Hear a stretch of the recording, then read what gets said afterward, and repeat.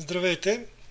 Вие сте закупили български езиков пакет с автоматичен инсталатор и желаете да го добавите в своя електронен магазин на OpenCart. За целта трябва да разархивирате папката, която сте получили и и нейното съдържание да го добавите в основната директория на вашия магазин чрез FTP. Аз използвам FileZilla и вие можете съвсем спокойно да си изтеглите същата програма и да я използвате. Тя е безплатна. Чрез нея се свързвате по FTP с вашия хост, влизате в основната директория на вашия магазин и поставяте разархивираните току-що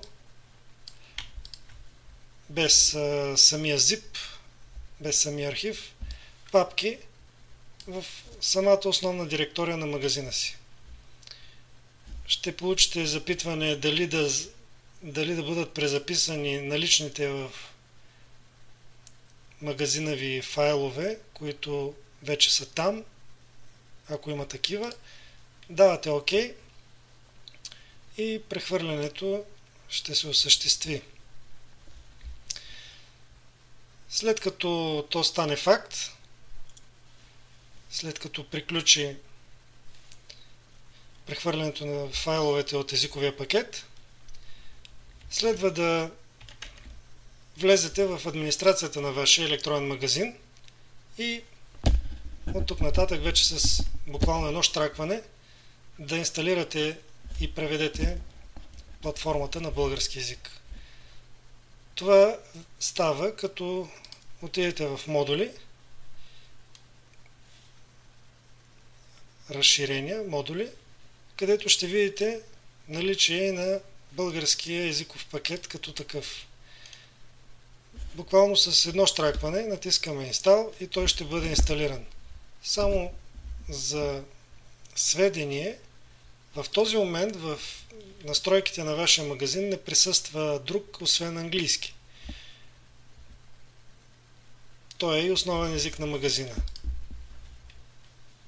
След като инсталираме български езиков пакет, можете да се уверите отново чрез връщане в тази секция, че такъв вече е наличен и съответно можете да го зададете в настройките за локализация на вашия магазин, за кои секции в сайта той да бъде използван. Може да го използвате както за клиентската част, така и за административната. Независими са от една от друга настройките, както виждате. При запазване на тази настройка, ето вече менютата в нашия магазин са преведени. С този езиков пакет обаче вие получавате не само превод на наличното като езикови низове в платформата, но получавате превод и на елементи, намиращи се в базата данни на сайта, които иначе стандартните езикови пакети не превеждат. Например, вашите статични страници вече имат превод на български.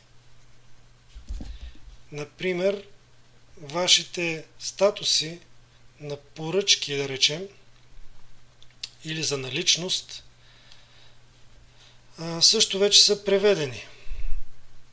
Ето, статусите на поръчките не са на английски.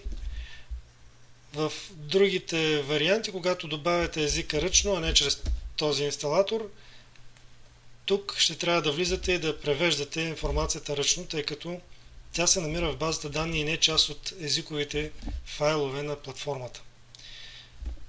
В случая това ви се спестява и се надявам да ви бъде не само полезно, но да намерите езиковия пакет и за професионално съставен във всичките му части и съответно да върнете информация за вашето впечатление, да го оцените в страницата му в OpenCart. Успех в продажбите ви пожелавам!